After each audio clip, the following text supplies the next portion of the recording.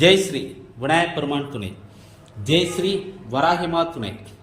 ஓம் குருப்பியோ நமக. குரோதி வருடம் கார்த்திகை மாதம் 1ஆம் தேதி 16/11/2024 சனிக்கிழமை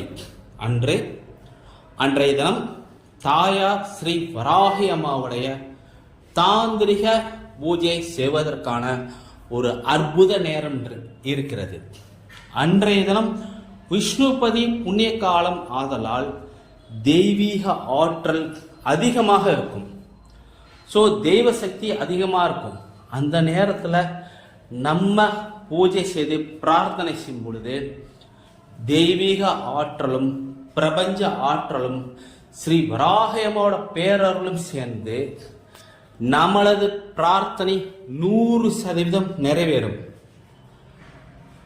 சகல ஐஸ்வர்யங்களும் கிடைக்கும், செல்வ பலங்களும் கிடைக்கும், நம்மளோட பிரச்சனை எல்லாம் தீரும். அந்த அளவுக்கு உண்டான அற்புதமான நேரம் அது. அந்த நேரம் ஏற்கனவே கொடுத்துருக்கிறேன். பூஜை முறைகளை வாட்ஸ்அப் குழுவில் அறிவிப்பேன். இந்த பூஜை செய்து தாயாரோட பேரருள் பெற்று உங்கள் பிரச்சனை எல்லாம் தீரணும் அப்படின்னு கான்ஃபிடென்ட்டோட, முழு நம்பிக்கையோட, இது ஒரு நம்பிக்கை சார்ந்த விஷயம், சரிங்க?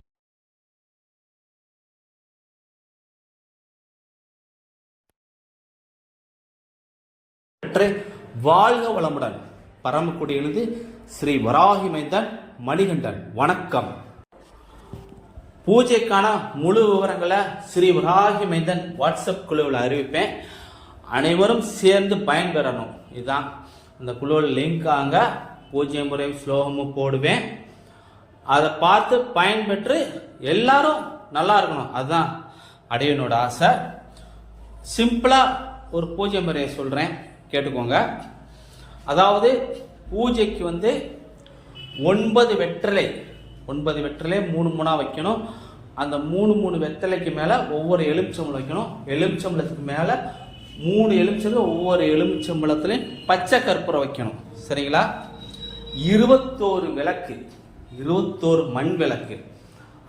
அந்த மண் விளக்கில் ஒரு பச்சை துணியில் தசாங்க பொடின்னு கடையில் வைக்கணும்.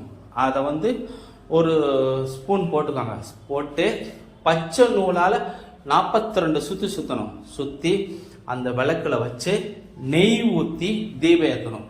அந்த நெய் விளக்கில் ஜவ்வாது பொடி தூவி இருக்கணும். இதுதான் அந்த தாந்திரிக விளக்கு பூஜை. சிம்பிளாக சொல்லியிருக்கிறேன். முழு விவரத்தை வாட்ஸ்அப் குழுவில் அறிவிப்பேன், சரிங்களா? அனைவரும் இந்த பூஜை செய்து வராகியமோட பூஜை செய்து பேரருள் பெற்று வாழ்க வளமுடன். பரமக்குடியிலிருந்து ஸ்ரீ வராகி மைந்தன் மணிகண்டன். வணக்கம்.